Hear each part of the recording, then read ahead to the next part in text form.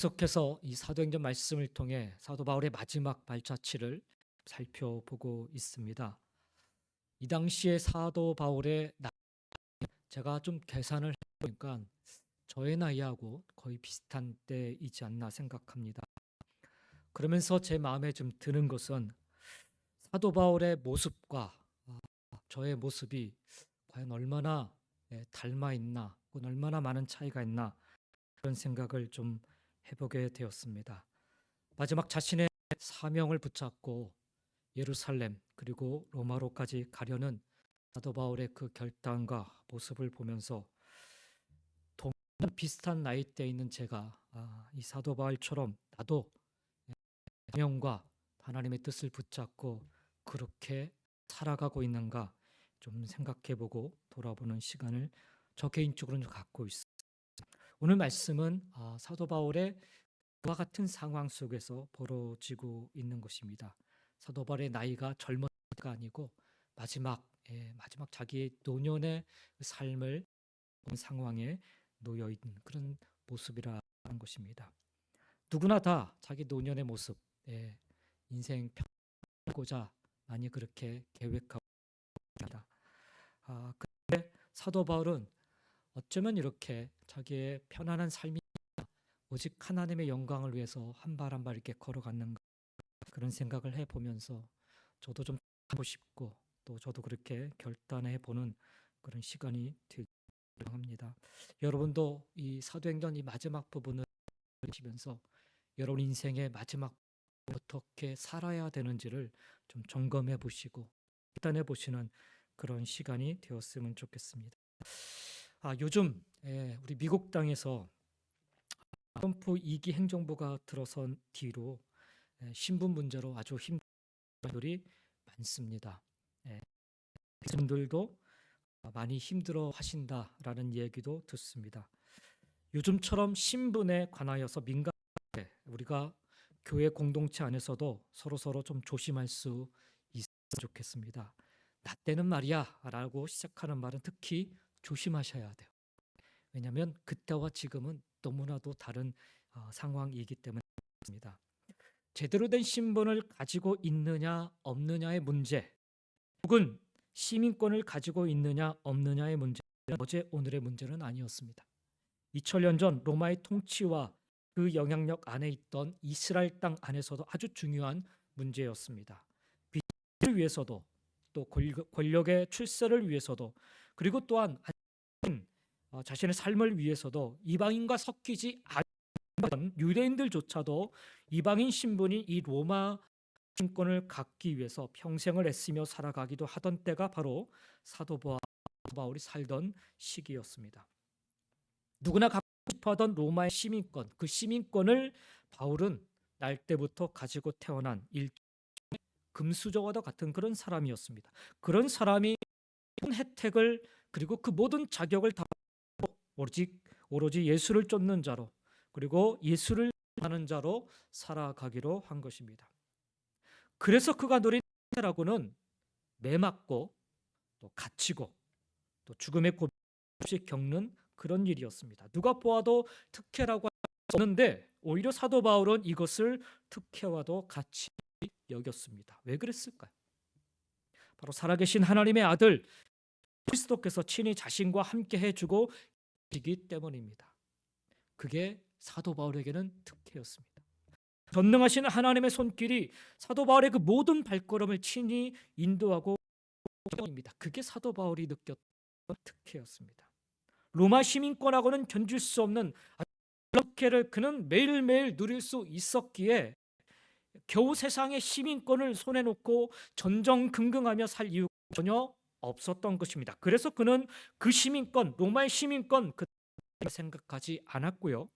또 별로 중요하게 여기지도 않았었습니다.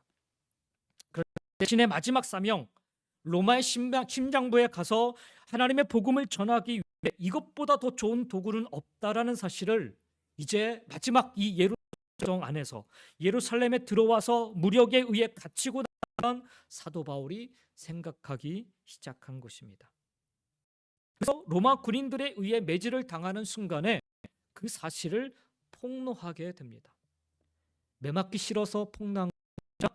지금의 이 잡힌 상황을 로마 시민권이라는 이 도구를 통해 복음을 전하는 통로로 삼기 위함이었습니다. 그래서 바울은 아주 적극적으로 자신의 무고함을 해명하고 이 지금 갇힌 상황에서 자유함을 받고자 그다지 쓰지 않습니다.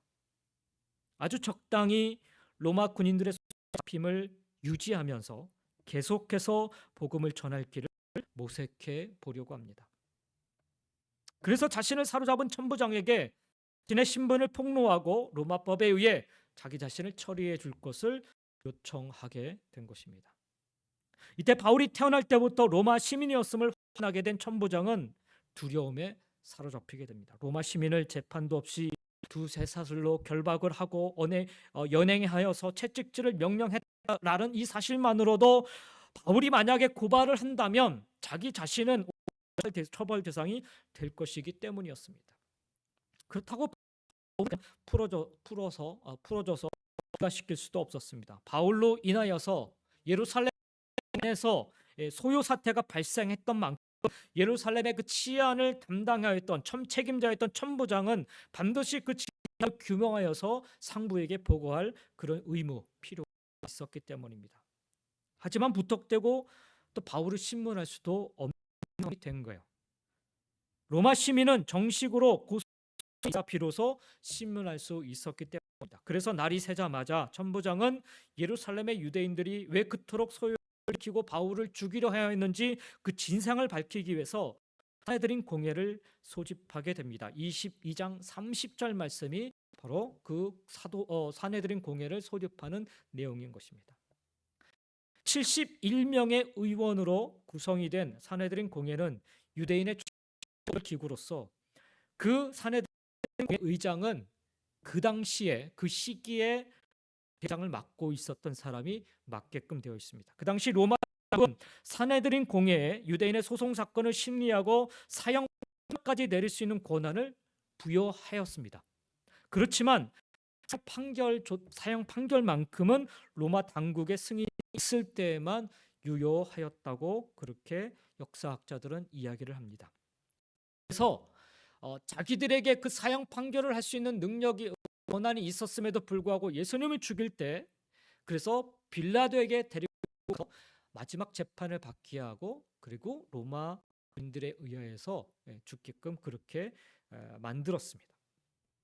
이때 사도 바울 때 사내들인 공회 앞에 선 바울은요 그 공회에 모인 의원 한 사람 한 사람을 주목하여 보았습니다. 23장 1절에 그러죠. 바울이 공회를 주목하여 이르되, 그러니까 공회라고 하는 거기에 모인 사람들을 다 주목하여 봐요. 그들은 거기에 모인 그 71명의 의원 유대인 사회에서 가장 출세한 사람들이었지. 각기 자신들을 위한 자신들이 만들어낸 자기 하나님을 우상 숭배하고 있었던 하나님 앞에서는 가장 미련하고 가장 가련한 그런 인간들이었습니다. 우리는 오늘 본문을 통해서 그 미련하고 가련한 얼굴 하나하나를 주목하고 있는 연민에 찬 사도 바울의 눈빛을 볼 수가 있습니다. 그들도 복음을 들어야 할 사람들이었기 때문에 사도 바울은 그들의 얼굴 하나하나를 들여다보기 시작한 것입니다. 그래서 그 사람들에게 던진 첫 마디는 그들의 비위를 맞추기 위해 소리가 아니라 여러분 형제들아, 이런 자리에 오면은요 공의회 의원 여러분 뭐 이렇게 아주 정중하게 이야기를 해야 되는 게 맞습니다. 그런데 그렇게 얘기하지 않아요. 여러분 형제들아, 오늘까지 나는 범사의 양심 하나님을 섬겼노라라고 그렇게 고백을 합니다. 바울이 하나님의 율법과 성전을 모독했다라고 죽이려 했지만 바울에 걸쳐서 믿음의 양심을 따라 하나님을 섬겼다라고 그 법정 안에서 증언을 하고 있는 겁니다. 아까도 말씀드렸지만 이때 사도 바울의 나이는 이미 인생 말년이었어요. 당시의 평균 수명으로 따지면 그가 평생 가난과 버타며 살아온 것도 죽음 여기 예루살렘에 온 것도 모두 믿음의 양심을 쫓아 하나님의 부르심에 순종하기 위함이었습니다. 여러분, 내가 전하는 복음이 참 복음이 될 수 있으려면 적어도 바울처럼 마지막 순간 복음 앞에 진실되고 당당한 모습이어야 할 것입니다. 또 수백 번씩 환경과 상황에 따라 바뀌는 비굴하고 궁색한 평생을 살아오면서 그 입으로 복음을 한다면, 그 입으로 하나님의 긍휼과 하나님의 한다면, 그 입으로 예수의 사랑을 말하면 얼마나 많은 사람들이 그 소리에 귀 기울여 듣겠습니까? 과연 얼마나 많은 사람들이 감동과 감화를 받아서 하나님의 은혜를 구하며 살려 하겠는지요. 우리도 언젠가 인생의 마지막 문턱에서 하나님과 세상 사람들을 향해 나는 지금까지 모든 면에 걸쳐 믿음의 양심을 따라 하나님을 섬겼다라고 스스럼 없이 고백할 수 있어야겠습니다. 그러기 위해서는 지금부터 당장 오늘을 그렇게 삽니다. 인생 말년은 어느 날 하늘에서 뚝 떨어지는 것이 아니라 우리가 매일매일 맞고 있는 오늘들의 결과이기 때문입니다. 이 고백, 나는 하나님의 양심에 내 양심에 따라 하나님에게 순종하면서 나는 그렇게 살아왔노라고 그렇게 한 고백에 이 사내들인 이장인 대제사장은 사도 바울의 말을 곧이곧대로 받아들이지 않습니다. 그래서 2절에 보면 대제사장 하나가 바울 곁에 서 있는 사람들에게 그 입을 치라 그렇게 명합니다.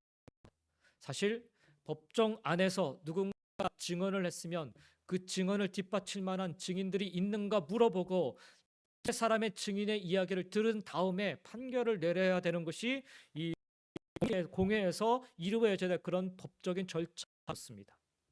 특히 율법에 의해서 판단을 내려야 되는 상황이기 때문에 이 사람이 한 말이 과연 율법에 맞는가 그렇지 않은가 데려서 이야기를 듣고 그렇게 하고서 사실 이 법정의 그런 진행해 나가야 되는 그런 과정이었어요. 그런데 대제사장 아나니아는 그냥 그 이야기를 다 무시해버리고 사도 바울의 입을 쳐라 그렇게 명합니다. 당시 대제사장은 아나니아였어요. 주 48년부터 59년까지 대제사장으로 재임한 아나니아는 역사가 요세푸스에 의하면은 탐욕스럽고 성전으로 들어오는 11조 명령할 뿐만 아니라 폭력과 암살도 불사하던 그런 잔인한 인간이었다라고 있습니다. 한마디로 대제사장 아나니아는 하나님을 이용하여서 자기 뱃속만 채우는 아주 부도덕한 일종의 종교 장사꾼과도 같았습니다. 그가 바울 사람들에게 바울의 입을 치라 명령을 한 것입니다. 유대인들에게 입을 치라고 하는 습격에 대한 최악의 모독입니다. 대제사장 아나니아가 바울의 입을 치게 함으로써 신앙 양심을 따라 하나님을 섬겨왔다라는 사도 바울의 인격을 한순간에 짓밟아 버린 것입니다. 저런 인간의 말은 더 이상 들어볼 가치도 없다라는 선언을 내려버린 것입니다. 3절에 보니까 바울이 그렇게 대답을 바울이 이르되 회칠한다며 하나님이 너를 치리로다. 네가 나를 율법대로 심판한다고 앉아서 율법을 어기고 나를 치라 하느냐라고 그렇게 대답을 합니다. 아나니아를 회칠한 담이라고 부르고 있습니다. 예수님께서 위선적인 서기관들과 바리새인을 가리켜서 회칠한 무덤이라 말씀하신 것들을 우리는 기억합니다. 유대인들은 우기가 끝나면 길가에 버려진 가난한 사람들의 무덤에 하얗게 흙가루를 뿌립니다. 무덤을 치장하기 위함이 아니라 돈 없는 사람 어떤 그런 비싼 아주 명당짜리의 그 무덤을 수 없었기 때문에 그냥 길가에 그냥 간단하게 만들어서 거기다 그냥 안장을 하고 그런 상황이었어요. 그러니까 사실 오가면서 이 무덤을 나도 모르게 이렇게 부딪힐 수도 있고 밟을 수도 있고 할 수도 있는 그런 상황인 거죠. 죽은 것을 만지는 것이 곧 부정하기 때문에 그래서 이 부정한 무덤을 피해가기 위해서 무덤을 부정한 여인들은 특히 비에 다 벗겨지기 때문에 그래서 특별히 또 우기가 끝나면 회칠을 하얗게 횟가루를 뿌렸다고 합니다. 횟가루를 뿌리면 겉은 언뜻 보면 깨끗해 보이죠. 그러나 그 속은 여전히 변함없이 더러운 무덤인 것입니다. 와 마찬가지로 예수님께서 겉과 속이 다른 이 서기관들과 바리새인들의 위선을 그렇게 질타하셨던 것입니다. 바울이 자신의 입을 치게 한 아나니아를 회칠한 담이라고 부른 것도 같은 이유였습니다.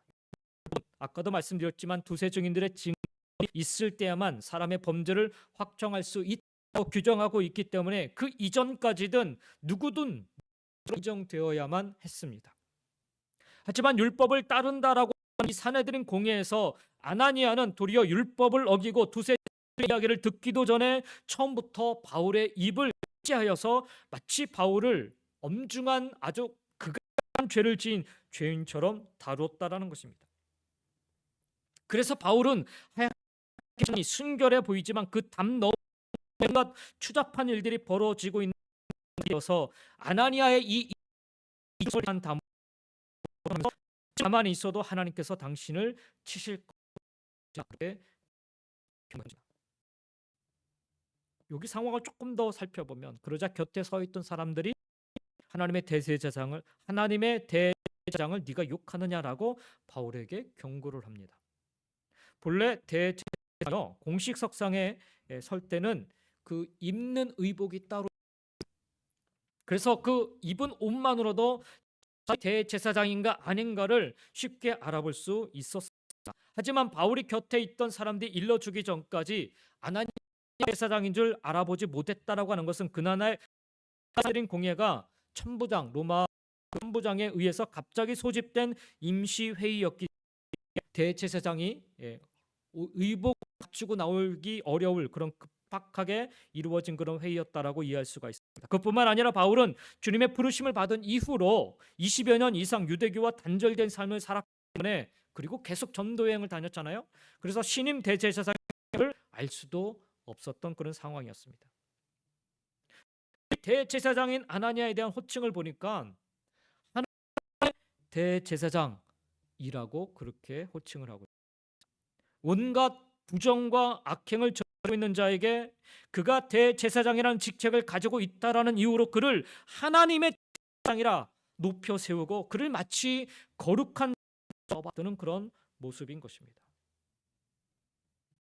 오늘날 목사가 하나님의 말씀을 대언하라 하여서 그가 마치 하나님처럼 높임을 받아야 하고 그의 말이 하나님의 말씀처럼 절대 순종해야 할 그런 존재는 아닌 것입니다, 여러분. 그의 직책은 말 그대로 직분을 감당하기 위한 사명을 감당하기 위한 것이지 그 직책이 하나님이 받으셔야 할 권위를 대신할 수 없으며 그 직책이 하나님이 받으셔야 될 영광을 대신 받을 수 없습니다. 그럼에도 불구하고 그날의 대제사장이 누리던 권세 오늘날도 많은 종교 지도자들이 그 같은 권세를 너무도 당연한 것처럼 여길 때가 많습니다. 자신의 불의와 그 어떤 악행도 자신은 하나님의 대제사장이기 때문에 아무런 문제가 없다라는 인식, 다른 이들의 불의와 악행은 그 어떤 것이라 할지라도 심판을 받아야 되고 대가를 치러야 한다라는 이 이중적인 잣대를 가져가는 모습이 오늘날 타락을 가져왔다라고 할 수가 있습니다. 그래서 사내들인 공회 앞에 선 바울의 모습을 바라보는 오늘의 우리들의 시선은 사도 바울이 아니라 사실 대제사장에게로 조금 더 주의를 기울여 향할 수 있어야 됩니다. 바울이 당하고 있는 이 부당함에 나도 그런 일이 있어라고 공감하기보다는 그래서 하나님의 은혜를 구하기보다는 오히려 인간의 대제사장이 행하고 있는 부당한 모습 속에 내 자신을 수용하여서 하나님 앞에 회개와 자복하는 계기로 삼을 수 있어야겠습니다. 이것 바로 복음의 순작용인 것입니다. 복음은 은혜만을 바라고 구하는 것이 아닙니다. 복음은 우리의 죄악된 모습을 적나라하게 보게 하여 회개하고 하나님께 돌이키게 하는 그런 작용을 하게 합니다. 그래서 사내들인 공회에서 사도 바울이 일방적으로 공격을 당하고 꼼짝도 못했던 것이 아니라 바로 그곳에서 아주 적극적으로 복음의 역사가 일어나고 있었음을 우리는 발견할 수 있다는 것입니다. 그래서 지금 이 사도행전을 쓴 누가요? 사실 이 부분은 그냥 넘어가도 되는 부분이에요. 굳이 기록하지 않아도 되는 부분이에요. 그런데도 불구하고 이 상황을 이렇게 자세하게 적은 것은 바로 여기 안에 우리가 보아야 될 복음의 순작용이 있기 때문에 그렇습니다. 성경을 읽으시면서 그냥 내게 은혜가 되는 말씀만 가지고서 그렇게 공감해가지고 그 말씀만을 붙잡아서는 안 된다라는 거예요. 부당하게 잘못되는 그런 모습들, 죄악된 모습들을 보면서 이게 바로 나의 모습 맞나라는 생각을 하면서 끊임없이 하나님께로 회개하며 돌이키는 삶을 살아야 되는 것이 바로 말씀을 우리가 읽는, 바라보는 온전한 시각입니다.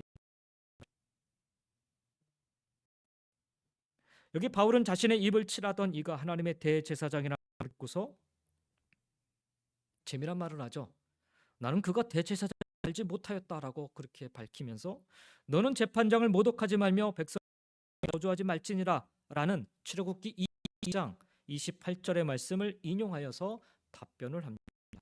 약간은 좀 생뚱맞은, 좀 엉뚱한 대답 같아 보이는데 의미가 좀 담겨져 있습니다. 바울의 이 언급, 대제사장 아나니아에 대한 사도 바울의 해석하는 학자들도 가끔 있어요. 또 적지 않은 목사들은요, 바울이 언급하고 있는 백성의 지도자를 저주하니라 이것을 확대 해석하여서 교인자를 함부로 비판하거나 비난해서는 안 된다라고 공연하게 설교하기도 합니다. 많이 이런 짓을 해요. 근데 오늘 본문을 기록한 누가는 우리가 잘 아는 것처럼 의사고 역사가로서 사실을 사실 그대로 보고 전하는 그입니다. 바울이 이때 대제사장에게 정말 사과한 것이 의사였던 역사가였던 누가는 그 누를 수 없게끔 사도 바울이 이 순간에 사과하였다라는 단어를 정확하게 기술하였을 것입니다. 누가는 단지 바울이 나는 대제사장인 줄 알지 못하였노라고 그렇게 기록하고 맙니다. 율법을 따르는, 율법을 지키고 따르는, 그리고 가르치는 사내들인 공회에서 오히려 율법을 거스리고 도리어 폭력을 명령한 사람이 대제사장일 줄은 전혀 몰랐다라는 그런 말인 것입니다. 다시 말해서 대제사장이라면 공회 석상에서 그런 식으로 폭력을 명령할 수는 없다라는 의미와도 같습니다.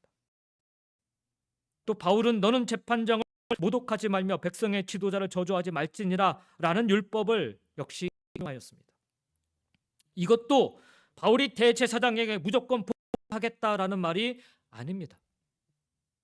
율법에 따라 사도 바울 자신이 대제사장을 비방하지 않듯이 대제사장도 이 공회석상에서 율법에 따라 자기 자신을 하고 죄인처럼 다루지 말아야 한다라는 그런 역설적인 의미가 담겨져 있는 것입니다.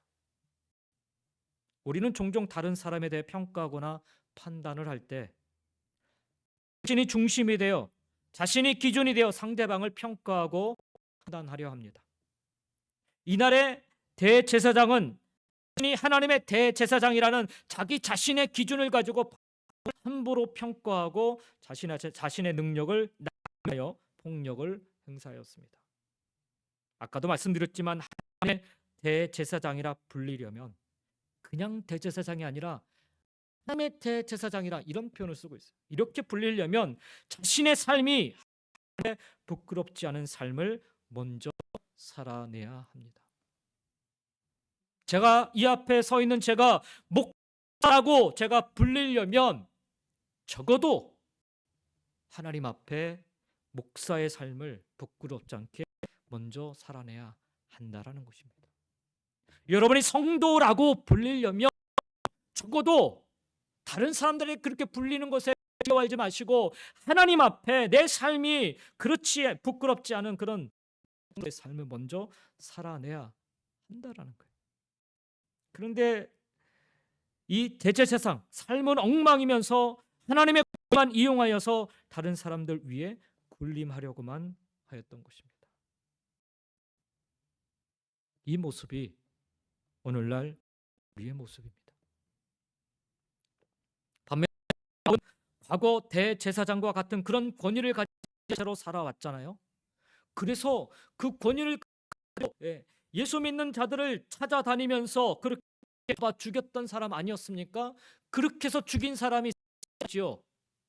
그리고 다메섹까지 쫓아가서 그가 그렇게 나섰지 않았습니까? 바로 그때 사랑으로 자기 자신을 구원하여 주시고 이방을 위한 사도로 삼아주신 그 하나님의 은혜에 감사하며 살아왔기에, 하나님을 섬기는 그 믿음으로 그 삶을 놓치지 않고 살아왔기에 이 자리에서도 자신의 입을 치며 자기에게 무도하게 폭력을 행사하는 이들에게 자신과 동일한 은혜 받을 자로, 구원받을 자로 여기며 대하고 그들에게 복음을 전하고자 하였던 것입니다.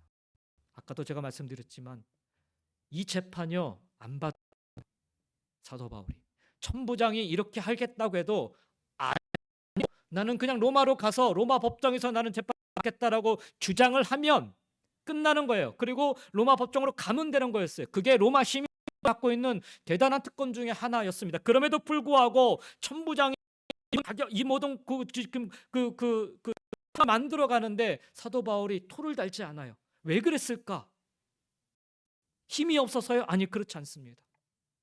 자기가 로마 마지막 한 번도 하나님의 복음을 이 사람 하고 싶은 그 간절한 열망이 그에게 있었기 때문에 그렇습니다. 그래서 여기 자기가 재판을 받는 공회석상이지만 그러나 자기 재판과는 별개로 하나님의 복음을 그런 삶을 그가 여기서 살았던 거예요. 얼마든지 과거에 그런 권위를 가진 대제사장과 같은 권위를 가진 살아왔던 사람이기 때문에 얼마든지 지금 대제사장이 보여주는 그런 태도와 동일하게 할 수도 있지만 그는 그렇게 하지 않았어요. 나에게 대우를 하고 폭력을 행하는 그에게 동일하게 대하지 않고 그들도 은혜 받을 자로, 그들도 구원받을 자로 여기며 대하고 복음을 전하였던 것입니다. 어떤 상황과 환경 속에서도 없이 그는 복음을 전하는 삶을 살기를 결단하였던 것입니다. 이 모습이 오늘 우리가 변화되고 닮아가야 할 모습인 것입니다. 더 이상 부끄러운 그리스도인이 되지 않기를 원합니다. 대제사장은 감히 하나님의 대제사장이라는 소리를 들으면서 이렇게 부끄럽고 이렇게 잘못된 행동을 서스름없이 행했습니다. 손가락질할 거 없어요. 저와 여러분의 모습이 그렇습니다. 그래서 우리도 부끄러운 그런 그리스도인이 되지 않기를 우리가 결단하셔야 돼요. 바울과 같이 오히려 자랑스러운 그리스도인의 모습으로 살아갈 수 있게 주님 이름으로 간절히 축원드립니다. 오늘 본문 속에 어떤 상황과 환경도 복음을 전하는 통로로 삼아야 함을 사도 바울의 모습을 통해 교훈받았다면 또 한 가지 중요한 사실은 그러한 삶을 사는 자를 하나님은 결코 다른 이에게 빼앗기지 않으신다는 거예요. 대제사장 아나니아가 바울의 입을 치게 하여서 바울의 인격을 공개적으로 짓밟아 버렸을 때 만약 바울이 흥분해서 막 절제력을 잃고 저 같으면 그럴 것 같아요. 갑자기 그냥 앞에서 서 있는데 누군가 와가지고 야, 제 사람 차오르 치면은 막 저도 흥분해가지고 막 멱살 잡고 막 그럴 만한 힘도 안 되지만은 그래도 어떻게든 발악은 해보. 그런데 바울 역시 대제사장과 사내들인 공회 의원들에게 비인격적으로 만약에 그렇게 대응을 했다면 어떻게 했을까? 그러지 않아도 유대인의 그 배교자로 낙인 찍힌 바울을 죽이지 못해 안다라는 유대인들을 대표하는 이 사내들인 공회에서 영락 없이 만장일치로 율법과 성전 모독죄로 극형을 선고받았을 것입니다. 그리고 그 경우에 로마 당국이 유대인들의 종교법을 인정해주고 있는 이상 바울이 아무리 로마 시민이라 해도 그 자리에서 이미 판결이 났기 때문에 극형을 선고받은 그를 더 이상 보호해줄 명분을 찾지 못했을 것입니다. 어쩌면 이 천부장은 그것을 노렸는지 몰라요. 아예 사도 바울이 자기가 한 그런 잘못된 행위를 고발하지 못하도록 여기서 그냥 끝내버리자 이런 의도 데리고 왔을 수도 있습니다. 근데 바울이 공개적으로 자신의 인격이 짓밟히는 그런 모독을 당했 그 순간에도 자신의 형제들에게 복음을 전할 수 있는 기회라고 여기고 조금이라도 흥분하거나 자제력을 잃지 않고 있습니다. 그래서 바울은 대제사장이 자신을 인간으로 취급조차 해주지 않는 공회 석상에서 무엇을 어떻게 해야 할지 지혜롭게 분별할 수 있었습니다. 6절 말씀을 보겠습니다. 그중 일부는 사두개인이요 다른 일부는 바리새인인 줄 알고 공회에서 외쳐 이르되 여러분 형제들 나는 바리새인이요 또 바리새인의 아들이라 죽은 자의 소망 말로 말미암아 내가 신문을 받노라라고 고백합니다. 그들은 공회를 구성하고 있는 71명의 의원 대부분 사두개인들과 바리새인들로 나누어져 있습니다. 입고 있는 옷으로도 구별할 수 있었던 사두개인들과 바리새인들, 신학적인 견해와 삶의 방식에서도 서로 완전히 극과 극을 이루고 있는 그런 사람들입니다. 명칭은 다윗 시대 대제사장이었던 사독의 이름에서 유래했던 것입니다. 주전 2경에 사독의 후예임을 자처하는 제사장들이 성전 관리의 기권을 주장하면서부터 사두개파가 형성되기 시작했습니다. 그리고 바울 시대 이 사두개파는 제사장들과 사내들인 공회 의원들 등 유대에서 종교적으로나 정치적으로 기득권을 지닌 지배 계층으로 성장을 하게 됩니다. 이 사람의 특징은 뭐냐면 모세오경의 권위만 인정을 하고 다른 구약 성경의 권위는 받아들이지 않습니다. 그들은 하나님께서 인간에게 율법을 주기만 하셨을 뿐 인간의 역사에 직접 개입하시는 것이 아니다라고 주장하고 생각했습니다. 그러므로 그들에게 하나님의 섭리는 애당초 있을 수가 없습니다. 천사와 영의 존재나 부활과 영생과 같은 그런 내세도 믿지 않았습니다. 그들에게 중요한 것은 언제나 지금 이 순간 현세뿐이었습니다. 그 결과 그들은 도덕성과 윤리성을 실한 물질주의자들이 될 수밖에 없었어요. 지금 당장이 중요하니까. 그래서 신성의 제사 의식마저 추악한 장사꾼의 상거래로 전락시켜 사두개인들은 서민들에게는 증오와 혐오의 것입니다. 추측해 보건대 아마도 그 이때 대제사장이었던 아나니아는 사두개파 사람이 아니었을까. 반면에 분리된 자 혹은 된 자를 뜻하는 바리새인들은 주전 4세기경 유대교 개혁에 섰던 하시딤의 후예답게 누구보다도 율법에 충실했던 사람들입니다. 그들은 세속적인 것들, 비율법적인 것들, 불경건한 모든 것들로부터 자신들을 구별하고 스스로 분리된 삶을 산다라는 의미에서 이 바리새인이라고 부른 거예요. 그만큼 그렇게 불림으로 말미암아 스스로 자부심을 갖는 거죠. 이 사람들의 특징은 모세오경뿐만 아니라 구약 성경을 모두 정경으로 받아들였습니다. 또 조상대로 내려오는 전통을 아주 중요하게 여겼습니다. 그래서 그들은 성의 존재 그리고 부활과 영생과 같은 내용도 믿었던 것입니다. 타락한 제사장들이 유대교를 장악한 것에 반대하면서 엄격하게 율법을 준수하는 바리새인들은 오히려 서민들의 존경과 신망을 받고 있었습니다. 그 양측의 대립점에 있던 사람들이 사내들인 공회를 구성하고 있었던 거예요. 사두개파와 바리새인의 이 완전히 다른 신학적 견해와 삶의 방식의 차이는 평소에도 이 두 진영 사이의 다툼거리가 되었었던 것입니다. 바울은 그 사두개파와 바리새파가 대거 포진하고 있는 이 사내들인 공회에서 여러분 형제가 나는 바리새인이요 또 바리새인의 아들이라 죽은 자의 소망 곧 부활하며만 내가 신문을 받노라라고 선언을 한 것입니다. 여기서 사도 바울은 1인칭 주어를 사용해서 나는 바리새인이다. 나아가서 나는 바리새인의 아들이라 이렇게 자기 당대에 바리새인이 된 것이 아니라 조상대대로 바리새인이었음을 강조한 말인 것입니다. 그리고 지금 자신이 죽은 자의 소망 곧 부활로 말미암아 신문을 받고 있다 는 것입니다. 그러자 그와 동시에 바리새인과 사두개인 사이에 다툼이 일어나기 시작해요. 다툼의 원인은 간단했습니다. 바리새인은 천사와 영 그리고 부활과 영생을 반면에 사두개인은 그 모든 것을 부정하는 두 진영 사이의 해묵은 신학적인 견해 차이로 싸움이 일어난 거예요.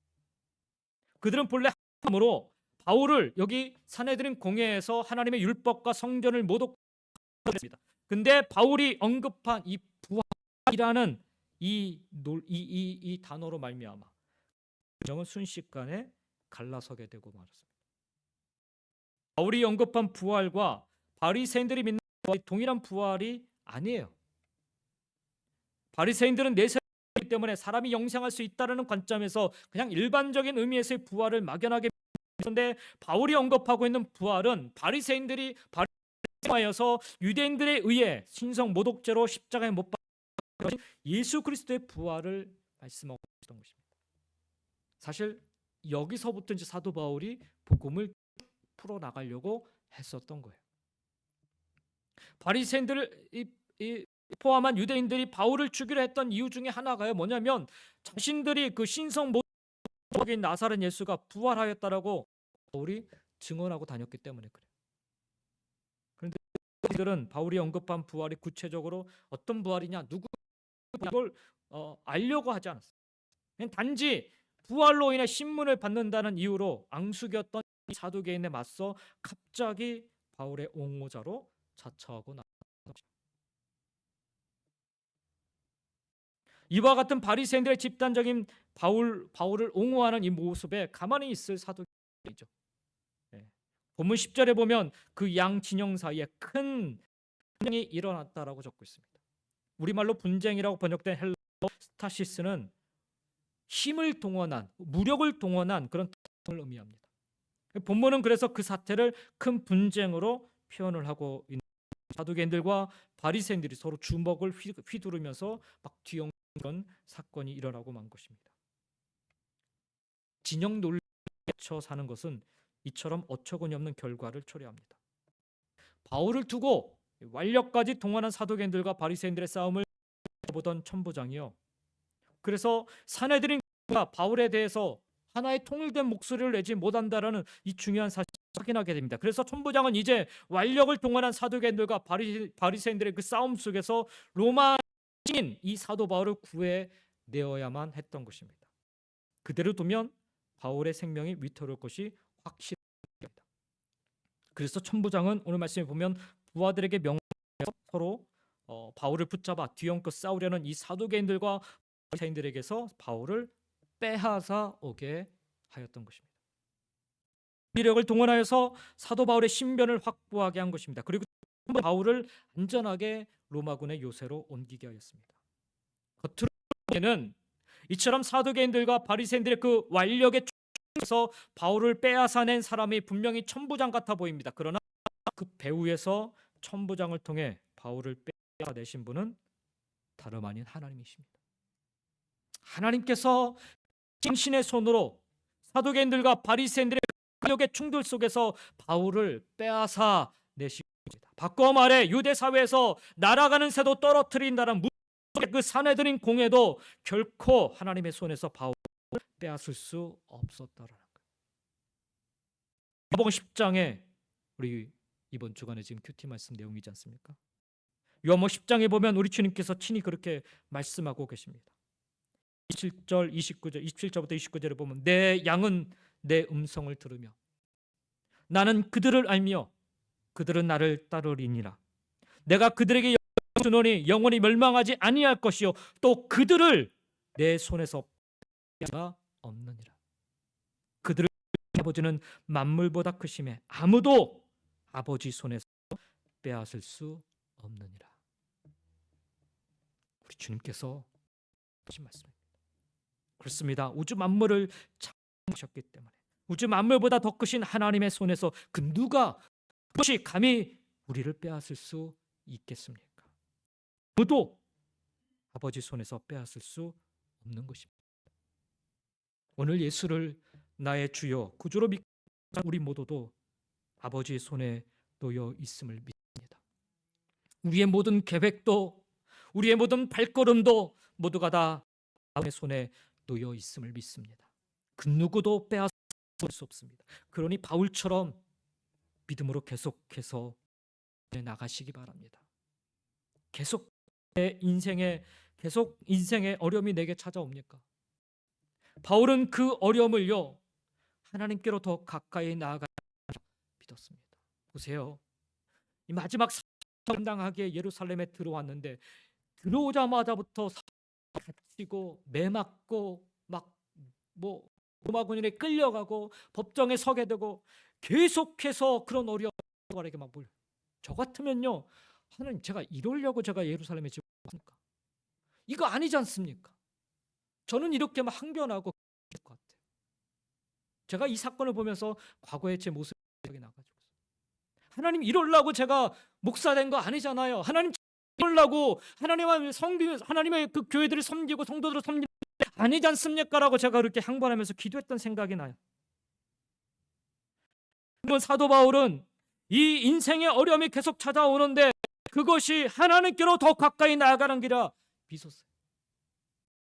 바울은 그 어려움의 시간을 하나님의 뜻을 더 확인하고 하나님의 사명을 더 굳게 붙잡는 시간으로 삼았습니다. 여기 말씀 지나서 나중에 보면 로마 갔는데 로마에서요 사도 바울이 아무것도 못해요. 아십니까? 2년 동안 그냥 갇혀만 있어요. 일어날까? 분명 하나님의 말씀을 순종해서 하나님의 뜻을 붙잡아서 그렇게 갔는데 2년 동안 하나님이 그냥 아무 일도 하지 않게 그냥. 근데 사도 바울은 그 2년의 시간에 뭘 했는지 아십니까? 하나님의 자기를 부르신 하나님의 뜻을 확인하고 또 확인하고 또 확인하는 시간을 가져요. 그래서 절망하지 않고 거기서 이미 옥중서신서 중에 마지막 선 빌립보서 아닙니까? 기뻐하고 기뻐하고 기뻐하고 이제 마지막 하나님의 사명을 감당하는데 내가 너희들에게 다시 말하노니 기뻐하고 기뻐하고 기뻐하라. 그는 이 계속해서 오는 인생의 어려움을 하나님의 사명을 더 굳게 붙잡는 그런 시간으로 삼았다라는 거예요. 무엇보다 사도 바울은 그 과정 속에서 다윗 여호와는 나의 목자이심을 알고 그래서 나는 여전히 그분의 목소리를 그분을 따라가기를 놓치지 않고 살겠다 결단하였습니다. 그리고 하나님은 그의 믿음대로 그를 당신의 손에서 결코 놓지 않으셨습니다. 하나님께서 하나님 당신의 손으로 붙잡고 계신 그런 인생으로 살아가시기를 그 속에 그 능력 속에 오늘 저와 여러분 살아가시기를 예수님의 이름으로 간절히 축원드립니다. 기도하겠습니다. 하나님 아버지 감사합니다. 참 사도 바울의 그 마지막 인생의 모습을 보면 너무 답답하고 어찌 이런 일이 계속해서 일어나는가. 그는 다른 것 아니고 오직 복음을 위해 그 복음을 전하고자 그렇게 살았는데 왜 그는 이렇게 계속해서 당해야 되는가. 돌아보면 상황이 그렇고 환경이 그렇기 때문에 우리는 그런 상황을 만나면 절망하게 되고 낙심하게 되고 하나님 원망하게 되는 것이 그렇게 많습니다. 그런데 사도 바울은 그런 상황 속에서도 입술을 복음을 전하고 그 어떤 환경 속에서도 계속해서 하나님의 복음을 전하려 몸부림쳐 살았습니다. 그런지 하나님께서 말씀하셨듯이 그 영혼 인생 결코 하나님의 손에서 놓지 않으시고 그 어느 누구도 빼앗지 못하도록 지켜 보호해 주셨던 것을 오늘 말씀을 통해 깨닫게 됩니다.